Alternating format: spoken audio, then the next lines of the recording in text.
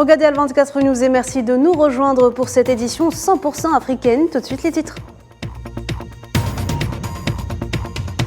À la une, conflit au Soudan, au moins 33 civils ont été tués à Khartoum, dont 23 dans des bombardements de l'armée de l'air sur un quartier du sud-est de la capitale.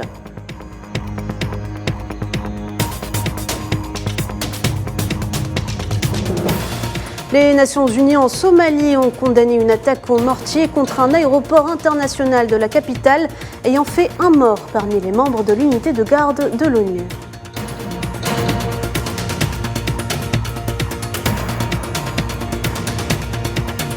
Et enfin, un coup d'envoi ce samedi de la 34e édition de la Coupe d'Afrique des Nations en Côte d'Ivoire. Nous retrouverons notre envoyé spécial, Faisal Salah Abouaké.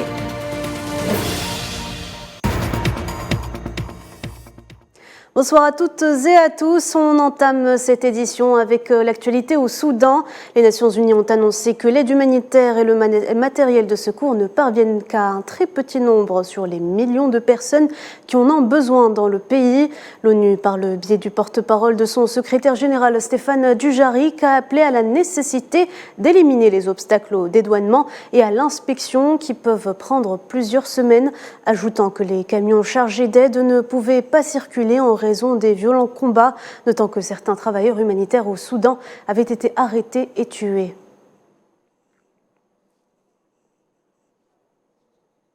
On reste au Soudan où au moins 33 civils ont été tués à Khartoum, dont 23 dans des bombardements de l'armée de l'air sur un quartier du sud-est de la capitale. Selon un communiqué d'un comité d'avocats soudanais, 10 civils avaient été tués par des échanges de tirs d'artillerie dans la périphérie sud de Khartoum.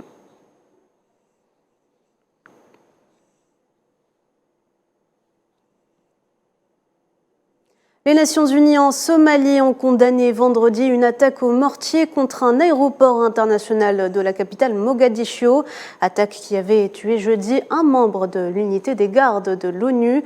Cette attaque a d'ailleurs été fermement condamnée par le secrétaire général de l'ONU, Antonio Guterres, déclarant que les attaques contre le personnel et les bâtiments des Nations Unies sont interdites par le droit international.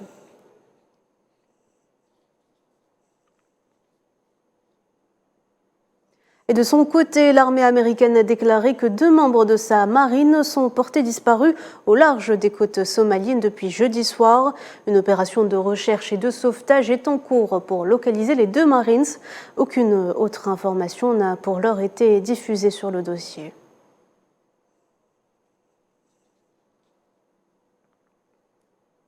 Trois humanitaires de l'ONG Première Urgence Internationale ont été enlevés dans la région de l'extrême nord du Cameroun. Selon des témoignages, les 3 humanitaires, à savoir une femme, un agent de l'ONG et le chauffeur, ont été enlevés par plusieurs assaillants attribués aux membres du groupe terroriste Boko Haram à bord de 8 motos. PUI n'a pas souhaité révéler les circonstances ni les nationalités des personnels concernés.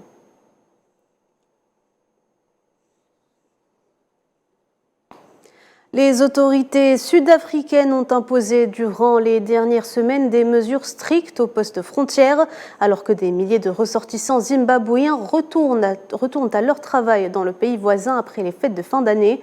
Le commissaire de l'autorité de gestion des frontières a déclaré que des mesures adoptées garantiraient que les Zimbabwéens entrant en Afrique du Sud disposent de documents appropriés, soulignant que plus de 400 000 personnes ont quitté l'Afrique du Sud pour le Zimbabwe pendant la période des fêtes.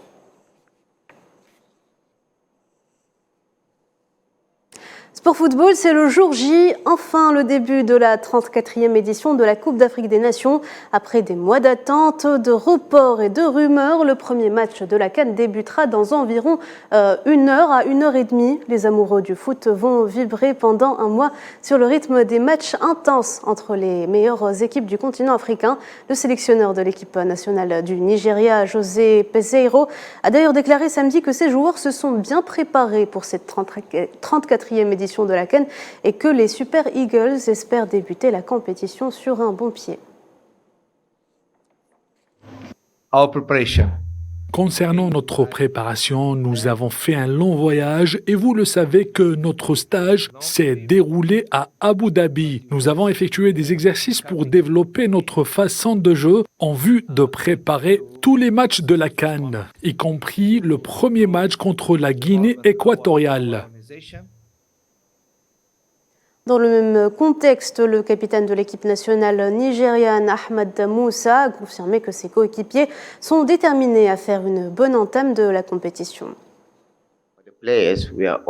Pour nous les joueurs, on est prêts pour la compétition.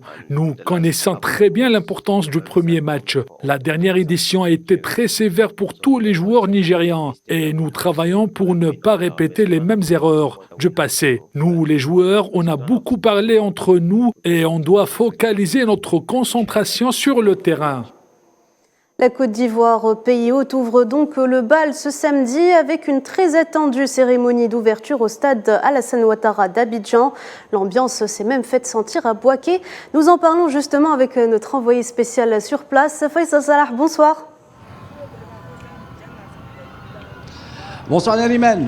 Alors dans quelle atmosphère se déroule ce lancement exactement, Faisal ?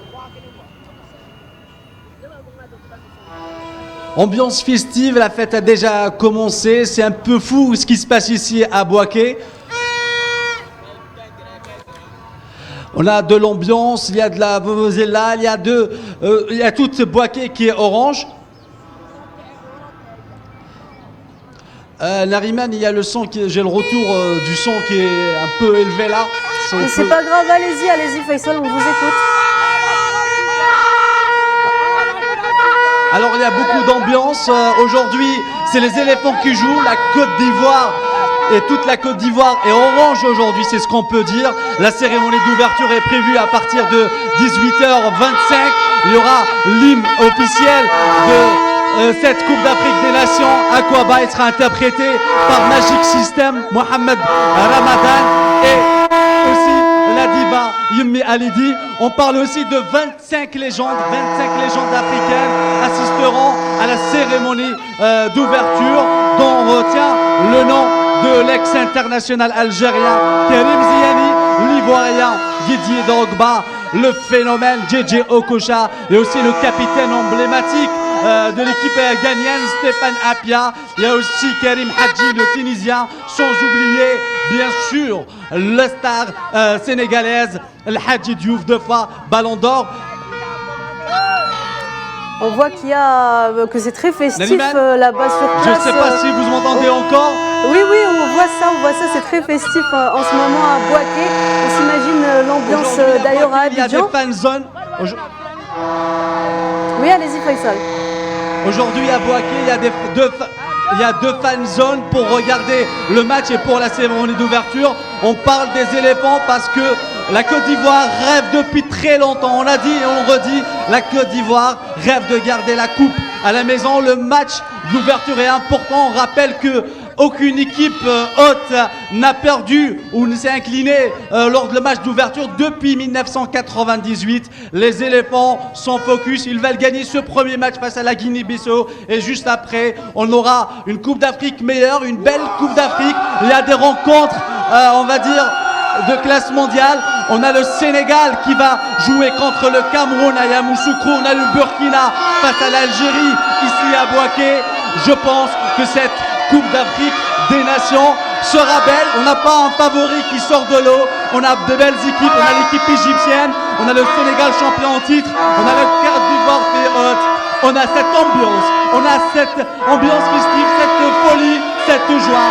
C'est l'Afrique, c'est le continent et c'est l'événement le plus important de l'année en Afrique. Ici en Côte d'Ivoire, on vit le rêve. C'est magnifique. Aujourd'hui, 5 villes accueillent la CAN africaine, la 34e édition. 6 stades, dont 2 à Abidjan. Très bien. Je peux vous dire que ici en Côte d'Ivoire, que l'ambiance est folle et que les Ivoiriens vont certainement sortir fêter après le match qui sera lancé à 20h. À partir de 20h que le match est lancé, l'arbitrage il va être égyptien pour le match d'ouverture pour la 7e fois de l'histoire de la CAN. Très bien, merci beaucoup Faisal Salah. On vous laisse en bonne compagnie comme vous l'êtes et on vous retrouve tout à l'heure pour l'édition spéciale. Voilà, c'est la fin de ce journal. Merci de l'avoir suivi. L'actualité continue sur Al 24 News.